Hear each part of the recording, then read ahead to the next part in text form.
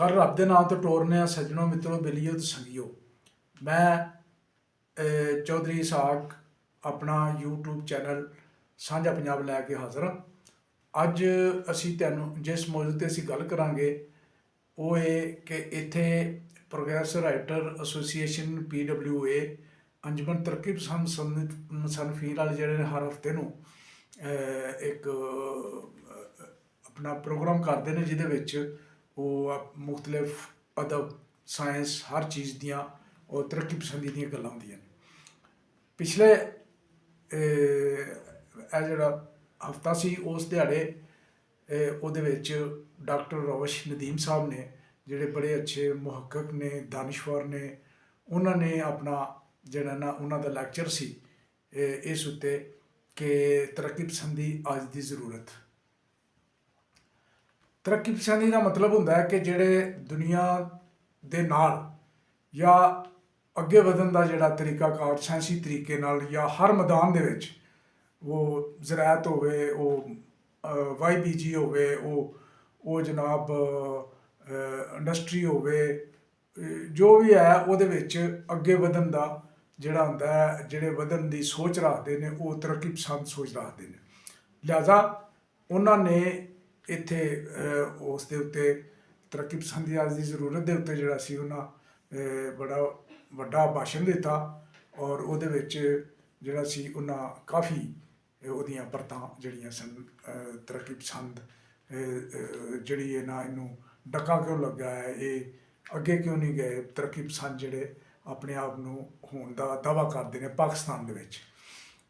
ਜਦੋਂ ਕਿ ਦੁਨੀਆ ਦੇ ਵਿੱਚ ਤਰੱਕੀ ਪਸੰਦ ਜਿਹੜੇ ਨੇ ਉਹ ਆਪਣੇ ਨਵੇਂ ਇਲਮ ਔਰ ਨਵੇਂ ਉਹਦੀਆਂ ਜਿਹੜੀਆਂ ਨੇ ਜੇ ਤਾਂ ਉਹ ਜਿਹੜੀਆਂ ਨੇ ਉਹ ਖੋਲ ਰਹੇ ਨੇ। ਲਿਹਾਜ਼ਾ ਅਸੀਂ ਅੱਜ ਇਹ ਜਿਹੜਾ ਆਪਣਾ ਇਹ ਅੰਜਮਨ ਤਰੱਕੀ ਪਸੰਦ ਮੁਸਨਫੀਨ ਜਿਹੜਾ ਪ੍ਰੋਗਰੈਸ ਰਾਈਟਰ ਐਸੋਸੀਏਸ਼ਨ ਇਹਦੇ ਸੈਕਟਰੀ ਜਿਹੜੇ ਨੇ ਉਹ ਫਹੀਮ ਕੁਰੈਸ਼ੀ ਸਾਹਿਬ ਨੇ ਔਰ ਹੋਰ ਇਸੇ ਤਰ੍ਹਾਂ ਬਹੁਤ ਸਾਰੇ ਦੋਸਤ ਨੇ ਜਿਨ੍ਹਾਂ ਦਾ ਪੂਰੇ ਨਾਂ ਨਹੀਂ ਮੈਂ ਲੈ ਸਕਦਾ, ਕੋਈ ਰਿਸਟ੍ਰਿਕਸ਼ਨ ਨਹੀਂ ਮਗਰ ਮੈਨੂੰ ਇਸ ਵੇਲੇ ਯਾਦ ਨਹੀਂ ਹੈ। ਜਿਹੜਾ ਉਹਦੇ ਵਿੱਚ ਸਭ ਤੋਂ ਚੰਗਾ ਔਰ ਵਧੀਆ ਰੋਲ ਜਿਹੜਾ ਉਹ ਫਹੀਮ ਕੁਰੈਸ਼ੀ ਸਾਹਿਬ ਦਾ ਹੈ। ਉਹ ਲੋਕਾਂ ਨੂੰ ਕਾਰਡ ਬਣਾ ਕੇ ਉਹਦੇ ਇਨਵੀਟੇਸ਼ਨ ਕਾਰਡ ਬਣਾ ਕੇ ਉਹ ਸੈਂਡ ਵੀ ਕਰਦੇ ਨੇ ਔਰ ਲੋਕਾਂ ਨੂੰ ਦਾਵਤਨਾਮਾ ਫੋਨ 'ਤੇ ਵੀ ਦਿੰਦੇ ਨੇ। ਲਿਹਾਜ਼ਾ ਅਸੀਂ ਉਹ ਅੱਜ ਇਹੋ ਹੀ ਸੀ ਕਿ ਉਹਨਾਂ ਦਾ ਲੈਕਚਰ ਜਿਹੜਾ ਉਹ ਤੁਸੀਂ ਵੇਖੋਗੇ ਮੇਰੇ ਚੈਨਲ 'ਤੇ ਔਰ ਸੁਣੋਗੇ ਵੀ। ਅਤੇ ਲਿਹਾਜ਼ਾ ਤੁਸੀਂ ਇਹ ਸਾਂਝਾ ਪੰਜਾਬ ਜਿਹੜਾ ਇਹ ਮਾਂ ਬੋਲੀ ਦਾ ਚੈਨਲ ਹੈ ਪੰਜਾਬੀ ਦਾ, ਇਹਨੂੰ ਤੁਸੀਂ ਸਬਸਕ੍ਰਾਈਬ ਵੀ ਕਰਨਾ ਹੈ, ਇਹਦਾ ਟੱਲੀ ਦਾ ਬਟਨ ਵੀ ਦਬਾਉਣਾ ਤਾਂ ਕਿ ਮੇਰਾ ਜਿਹੜਾ ਉਹ ਮੈਂ ਵੀ ਚੜ੍ਹਦੀ ਕਲਾ 'ਚ ਰਹਾਂ ਔਰ ਮੇਰਾ ਹੌਸਲਾ ਜਿਹੜਾ ਉਹ ਵੀ ਵੱਧਦਾ ਰਹੇ। ਤੁਹਾਡੀ ਰੱਬ ਰਾਖਾ। ਇੰਦਾ ਫਿਰ ਕਿਸੇ ਹੋਰ ਮੌਜੂ 'ਤੇ ਲੈ ਕੇ ਹਾਜ਼ਰ ਹੋਵਾਂਗੇ। ਬਹੁਤ ਮਿਹਰਬਾਨੀ, ਬਹੁਤ ਸ਼ੁਕریہ। یہ ہمیشہ نہیں، مسلسل اور یہ تین عالمی اصولوں پر رہی ہے، ایک عدل پر، ایک مساوات پر اور ایک آزادی پر۔ یہ تین بنیادی ہے، تو اس کا مطلب ہے کہ یہی تین چیزیں جو ہیں وہ انسان سے چھینی جاتی رہی ہیں ہمیشہ پوری تاریخ کے اندر۔ اچھا، اب چونکہ ہر دور میں ظالم اور مظلوم والا معاملہ رہا ہے تو لہٰذا ہر دور میں مظلوم کی طرف سے جو بھی بغاوت یا رد عمل یا کوئی احتجاج یا یوں کہہ لیں کہ کوئی بھی اس کی فکری اس کا جو رسپانس ملا ہے اس کی شکلیں اپنے عہد میں بدلتی ہیں۔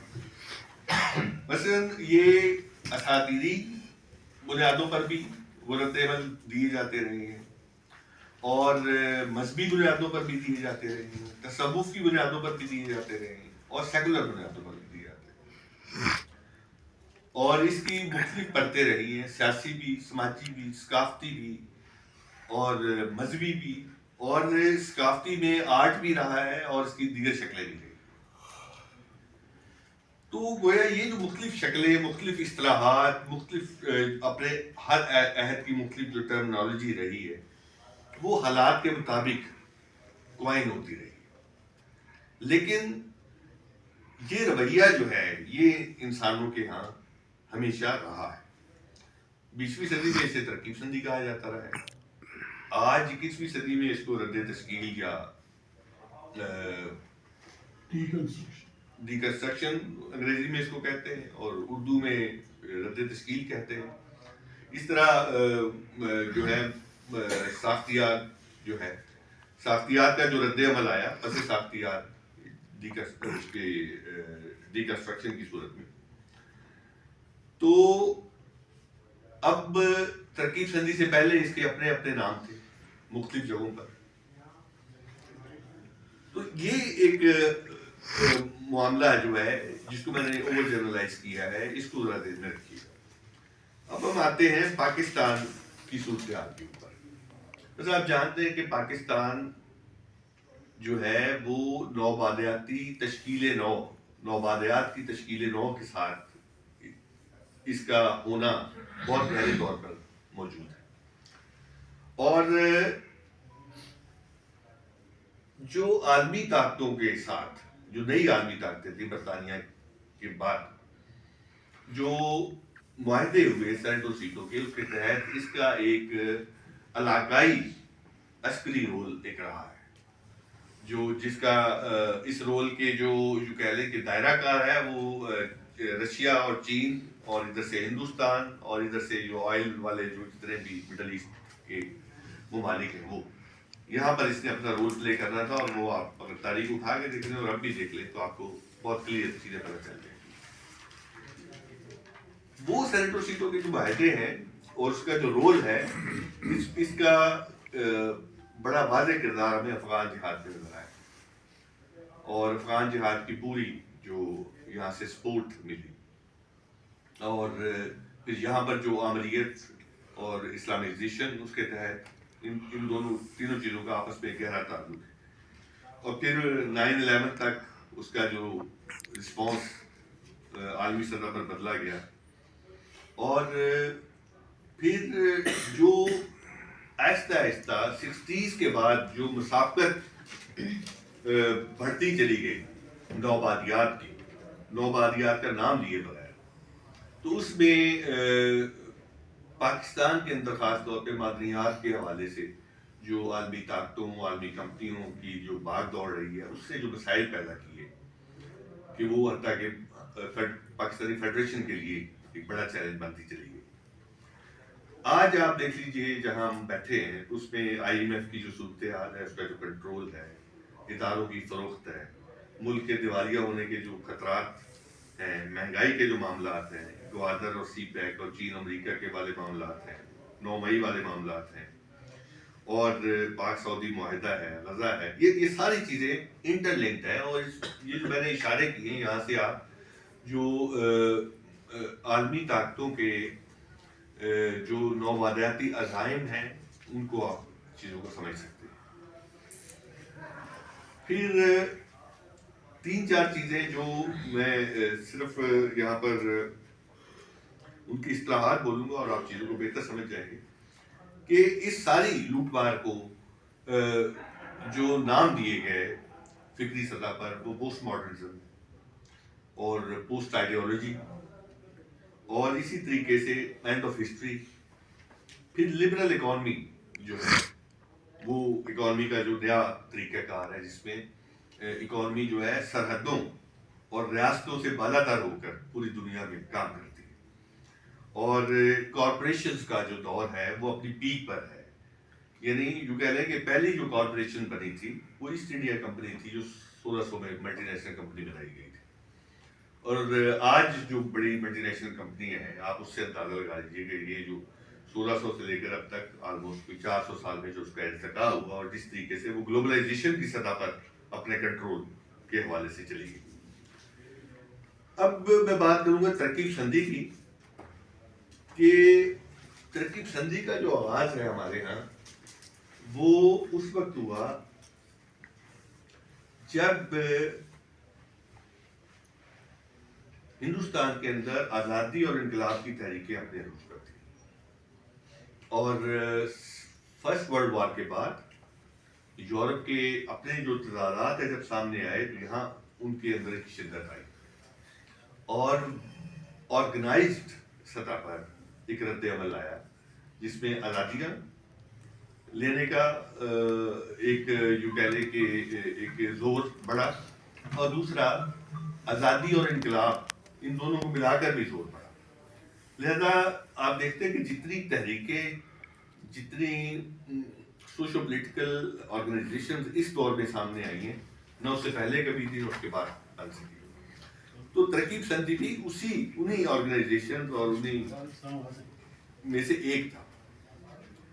تو یہ ایک منظم جدوجہد تھی، اور ترقی پسند تحریک واحد ادبی اور فکری تحریک تھی جو اس سے پہلے بھی اتنی آرگنائز کوئی تحریک نہیں رہی اور بعد میں بھی نہیں رہی، اور اس کے اثرات جو ہے وہ ہر سطح پر محسوس کیے گئے۔ یہاں مجھے ایک جملہ یاد آ جاتا ہے کہ اس کے کمزور ہونے کے بعد پاکستان میں خاص طور پر وہ کسی نے لکھا آرٹیکل میں کہ اب جو ادیب ہیں وہ کسی فکری مرکزے کو کھو کر محض ایک ریوڑ بن گئے، اور یہ وہ ریوڑ ہے جو فیسٹیولز اور کتابی میلوں اور کانفرنسوں اور تنگوں کے لیے بے چین رہتا ہے۔ اچھا، ترقی پسندی کی جو آج کی صورتحال ہے اس میں ترقی پسندی تنقید کی زد میں ہے، الزامات کی زد میں ہے، اور انکار کی زد میں ہے، اور فکری بدلاؤ ہے۔ آپ اتنی فکری شناخت نہیں کر سکتے کہ یہ جو بندہ، جیسے کہ فہیم صاحب نے کہا کہ یہ بندہ جو بول رہا ہے یہ ترقی پسند ہے بھی کہ نہیں، تو لہذا وہ کلیئر نہیں ہے، وہ کلیم نہیں ہے، کلیم نہیں۔ تو لہذا آپ ایک ماڈرنسٹ میں، ایک لبرل میں، اور ایک پوسٹ ماڈرنسٹ میں اور پروگریسو میں بھی فرق نہیں کر سکتے آج، کیونکہ ہر ایک نے تین تہیں اوڑھی ہوئی ہیں اور وہ ہر جگہ ایڈجسٹ ہونا چاہتا ہے۔ پھر آپ یہ بھی دیکھیے کہ پچھلے کتنے عرصے سے کہ ترقی پسندی پہ کوئی کتاب آئی، ترقی پسندی پہ کوئی رسالے کا نمبر آیا ہو، ترقی پسندی کے مضامین کی کوئی اینتھولوجی مرتب کی گئی ہو، یا اس کے اوپر مضمون پڑھے گئے ہوں، یا سیمینار آیا ہو، کوئی کرایا گیا ہو، کانفرنس کروائی گئی ہو، حتیٰ کہ اب دانشور اور ادیب بھی اس کو کلیم نہیں کرتے۔ میں پہلے بھی ذکر کیا تھا کہ ٹیری گلٹن کی ایک کتاب وائی مارکس واز رائٹ یہ لکھی گئی، اور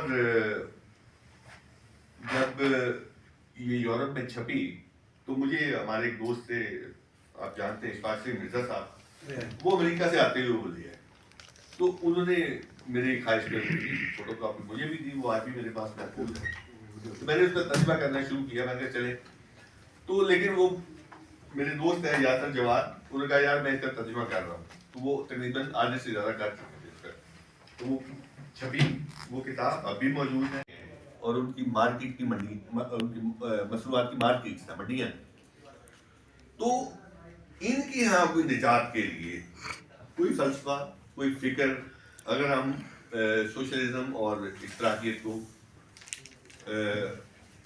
اپنی ٹیبل کے سامنے سے ہٹا بھی دے تو کیا کوئی موجود ہے، یا محض ایک دانشورانہ بحران ہے اس ریفرنس میں؟ تو لہٰذا مجھے پھر وہ ریوڑ والا جملہ یاد آ جاتا ہے، کیوں کہ بہرحال ہمارے ہاں اس کا جو پس منظر ہے ترقی پسندی کا، وہ ادیب اور شاعر ہیں، چونکہ جس دور میں ادیب اور یہ 36 اور 40 والی جو دہائی ہے اس میں ادیب اور شاعر ہی تھے زیادہ ایکٹیو، لیکن ابھی ہمارے یہاں جو دیگر ہیومینٹیز اور سوشل سائنسز کے ماہرین ہیں وہ ابھی اس طرح سے ڈیولپ نہیں ہوئے، لیکن پاکستان بننے کے بعد ان کی ایک بڑی تعداد ڈیولپ ہوگی، جن کو یہاں بلایا بھی جاتا ہے اور جن سے سنا بھی جاتا ہے۔ تو اس کا مطلب یہ بھی ہے کہ وہ جو لوگ ہیں وہ بھی ادیب اور شاعروں کی طرح ہی اسی بحران کا، فکری بحران کا شکار ہے، کہ وہ گائیڈ کر سکیں یا خود وہ کلیئر ہو سکیں کہ بطور ایک نوبادیاتی قوم کے، ایک ملک کے، ہمیں کون سا راستہ اپنانا چاہیے اور کیا کرنا چاہیے۔ what is to be done والا question جو. اچھا اب اس میں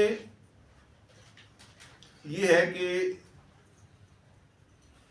سوشلزم اور مارکسزم جو ہے، سوشلزم یا کمیونزم جو ہے یہ مارکسزم کا ایک پارٹ ہے. یعنی یوں کہہ لیں کہ مارکسزم 3 بڑی سطحوں پہ بات کرتا ہے. نمبر 1 تاریخی مادیت کے اوپر بات کرتا ہے، ہسٹوریکل مٹیریلزم، یہ اس کی ایک بڑی فکری دریافت ہے. دوسری وہ بات کرتا ہے قدر زائد پہ، سرپلس ویلیو پہ، یہ ایک اس کی بڑی فکری دریافت ہے. تیسرا ہے سوشلزم یا کمیونزم، اس کے نجات کی جو صورتیں. ان تینوں کے درمیان وہ دراصل سرمایہ داریت کو بطور ایک نظام سمجھتے ہوئے اس کے استحصالی رویے اور اس کے رول، تاریخی رول کا تجزیہ کرتا ہے. اب ٹھیک ہے کہ ہم کمیونزم سوشلزم کے آئیڈیلز کو ہم روک دیتے ہیں، تو کیا اگر ہمارے پاس کوئی متبادل نہیں ہے سرمایہ داریت کا، تو پھر سوشلزم کے یہ جو باقیات ہیں، جو اس کے باقی حصے، وہ ہمارے لیے کتنے ویلیوبل ہیں کہ ہم ہسٹری کو کیا مارکسسٹ پوائنٹ آف ویو سے سمجھ سکتے ہیں؟ کیا قدر زائد جو ہے اس کے بغیر ہم سرمایہ داریت کے استحصالی رول کو سمجھ سکتے ہیں؟ اور پھر خود سرمایہ داری کا جو میکانزم ہے، اگر ہم نے اس کو سمجھنا ہے، جو کہ ہم جیسے نوبادیاتی جو پاپولیشن ہے اس کے پاس کوئی اور رستہ نہیں ہے کہ ہم ان کے میکانزم کو سمجھ سکیں کہ وہ 1600 میں جب ایسٹ انڈیا کمپنی یہاں آتی ہے وہاں سے لے کر اور آج تک وہ کس طریقے سے لوٹ مار بچا رہے ہیں اور کر رہے ہیں. اب ہوا یہ ہے کہ جب یہ کہا جاتا ہے کہ اب مجھے یاد ہے کہ جب میں بی اے ایم اے میں تھا تو اس وقت اکنامکس میں، پولیٹیکل سائنس میں، اسی طرح سے کچھ اور سبجیکٹس کے اندر ان کی مجبوری تھی کہ وہ لے کے آئیں کہ سرمایہ داریت کو پڑھائیں، ساتھ وہ سوشلزم کو پڑھائیں. بس اکنامکس میں اس طرح کی جو اقتصادیات ہے اس کو بھی پڑھایا جاتا تھا، سرمایہ داریت کو بھی پڑھایا جاتا تھا، جاگیرداری اور زری کو بھی پڑھایا جاتا تھا. اچھا، سب کو پڑھانے کے بعد آخر میں ہوتا تھا کہ اس طرح کی اقتصادیات کیا ہے، تو اس کے ساتھ ایک ذیلی چیپٹر لازمی لگایا جاتا ہے اسلامی اقتصادیات، اور اس میں تنقید ساری اس طرح کی پہ کی جاتی تھی کہ یہ بھی غلط ہے، یہ بھی غلط ہے، یہ بھی غلط ہے. اس کو اسی وقت اس کا اثر ظاہر کر دیا جاتا. ہمارے ہاں اب یہ ہے کہ اس کا اثر ظاہر کرنے کے لیے جو نئی تھیوری یورپ میں آئی، وہ یورپ جو پچھلے 400-500 سال سے سرمایہ داریت کا گڑھ ہے، طاقت ہے، اس نے پوری دنیا پر اس بنیاد پر حکومت کی ہے، قبضے کیے ہیں اور استحصال کیا ہے. تو وہاں کا جو دانشور ہے وہ جو فلسفے پیش کر رہا ہے، وہ فلسفے پھر ہمارے یہاں اب ٹرانسلیٹ ہو کر یا ڈرائیو صورت میں ہمارے یہاں پیش کیے جاتے ہیں. اس کی بنیاد پر ہمارے بہت سارے نقاد جو ہے وہ بن گئے. یہ ادب میں بھی ہے اور ادب کے علاوہ بھی ہے. ان سارے فلسفوں کو اب یونیورسٹی کے نصابات کا حصہ بنا دیا گیا. لہذا جس طریقے سے انگریز نے ہندوستان میں آ کر 2-3 کی تاریخ جو ہے اس پہ جو ماڈرنزم ہے اس کی کلونیلزم کے ساتھ جڑی ہوئی. اگر یہاں کلونیلزم نہ آتا تو ماڈرنزم نہ آتا. یہ تاریخ کا ایک دین ہے جو جدلیات کی اسٹڈی میں ہمیں سمجھ میں آتی ہے کہ اس کے اندر ایک تھیسس کے اندر اینٹی تھیسس چھپا ہوتا ہے. تو تھیسس کیا ہے؟ کلونیلزم. اینٹی تھیسس کیا ہے؟ ماڈرنزم. اسی ماڈرنزم سے ہم آزادیاں کی لڑائی لڑ رہے ہیں. تو اس کو اس طریقے سے سمجھنا. کسی بھی موضوع پہ جب بیٹھ کر بات چیت کراتے ہیں تو اس کے پس منظر میں اگر سوالات زیادہ جنم لیں تو ہم سمجھتے ہیں کہ ہم کامیاب ہیں. اور آج بھی ہم اسی طرح سے سمجھ رہے ہیں کہ روش ندی صاحب نے بہت اچھی گفتگو کی اور ہم سب کے درمیان بہت سارے سوال چھوڑے اور ان سوالات کے پس منظر میں بہت ساری بات چیت بھی ہوئی اور سوالات بھی ہوئے اور مزید ہمیں اس پہ سوچنے کے لیے بھی انہوں نے بہت کچھ دے دیا. ایک تو یہ اس کا جب ہم بات کریں گے تو یہاں پر ایک چیز آئی کہ ہم شاید ہمارا یہ اس خطے کی تاریخی حساب سے بہت ساری پازیٹیو باتیں ہیں اگر ہم ان کو بھی تھوڑا سا یاد کریں. ہمارے ہاں اسی خطے میں جو کھیڑے سو کھائے کا نعرہ لگا, جو بوئے وہی کھائے. پھر آپ پنجاب میں کسان تحریک مختلف ادوار میں چھوٹی بڑی تحریکیں نکلی, ان کا پس منظر دیکھیں گے. پھر سندھ میں ہاری تحریک بختیار لاشاری کا مقابلہ بھی ہمیں نظر آتا ہے. پھر بلوچستان میں پٹ فیڈر تحریک کا سلسلہ بھی ہمیں نظر آتا ہے. تو ان ساری چیزوں کو مد نظر رکھتے ہوئے جب ہم تھوڑا سا ترقی پسند تحریک ایون یہاں پر جس پلیٹ فارم کے زیر سایہ ہم بیٹھے ہوئے ہیں, ان سب چیزوں کو ہم دیکھتے ہیں تو ہمیں جس سطح کی مایوسی یا کچھ چیزیں ہوتی ہیں اتنی اگر ہم حقیقت پسند بنیں تو ہمیں بہت کچھ اچھی چیزیں بھی ضرور ملتی ہیں. فقط ضرورت اس چیز کی ہے جو ہم نے ڈاکومنٹیشن نہیں کی. باقی یہ ہے کہ دور اندیشی ہمارے استاد بھی بیٹھے ہوئے ہیں, بہت سارے دوست بھی بیٹھے ہوئے ہیں کہ آج سے 30 سال پہلے مختلف پارٹیوں کے آرگنز نکلتے تھے. اگر ان کی کاپیاں آج ہاتھ کریں آپ لوگ اور ان کو دیکھیں کہ اگر ان میں آج کے دور کا بھی اگر پیشن گوئی ان کا تجزیہ نہیں کیا گیا تو پھر ہم سمجھیں کہ وہ سائنسی لوگ نہیں تھے. یہ غلط ہے. ہاں البتہ ہوا یہ ہے کہ ہم اس ملک میں جس میں ہم رہتے ہیں اس ملک میں جو پولیٹیکل پروسیس کا آغاز ہوا, سیاست سے سیاست تک کا سفر, نظریاتی سے نظر آتے لوگوں کا سفر,